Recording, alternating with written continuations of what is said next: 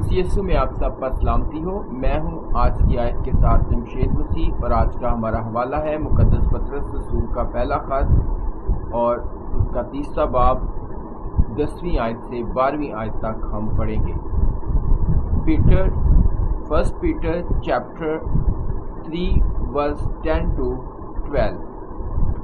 क्योंकि जो कोई जिंदगी से खुश होना और अच्छे दिन देखना चाहे वो जुबान को बदी से और होंठों को मकर की बात कहने से बाज रखे,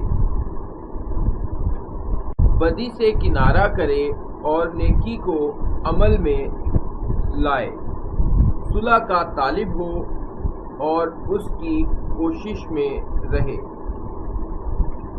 क्योंकि खुदावंद की नजर रास्तबाजों की तरफ है और उसके कान उनकी दुआ पर लगे हैं, मगर बदकार खुदावंद की निगाह में है। खुदावंद के कलाम का पढ़ा और सुना जाना हम सब के लिए बरकत का बाइस हो। आइए अब कुछ अहम नुकात पर गौर करते हैं। Points to remind. Guard your tongue, अपनी जुबान की हिफाजत करें। जैसे कि यहाँ पर लिखा है कि जो कोई जिंदगी से खुश होना और अच्छे दिन देखना चाहे वो अपनी जुबान को बदी से और होंठों को दगा की बात कहने से बाज रखे। दगा मतलब मकर, दगा की बात, मकर की बात, फरेब की बात कहने से बाज रखे। टर्न फ्रॉम ईवल, बुराई से दूर। खुदावंद ये चाहता है कि हम बुराई से दूर रहें ताकि हम जिंदगी से खुश हों और अच्छे दिन देखें।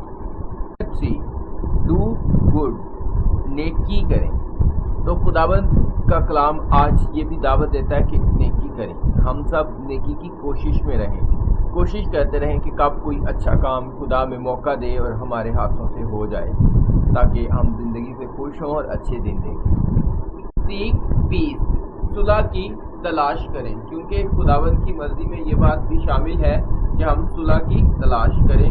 इसीलिए खुदावंद इस हवाले में पतरस रसूल खुदा की तरफ से लिखते हैं कि सुलह का तालिब हो।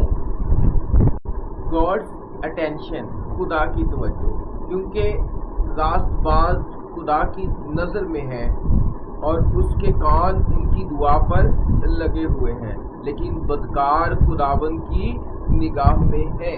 तो इसलिए खुदा के जज़बुल नजर होने के लिए, खुदा को पसंद आने के लिए हमें उसके कलाम पर अमल करना है। और आज के हवाले में हमने जो बातें सीखी हैं, जैसे बदी से किनारा करना, नेकी को अमल में लाना और जुबान को बुरी बातें बोलने से रोकना और होंठों को मकर, दगा की बात, फरेब की बात कहने से बाज रखना। खुदावंद हम सबको इन सारी बातों को याद रखने की तौफीक दे।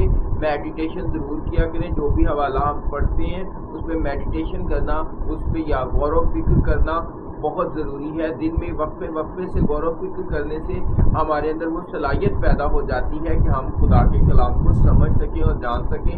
मुल्क की सलामती के लिए भी अपनी दुआएं जारी रखें। खुदावंद आप सबको बरकत दे और आपके साथ हो। आमीन।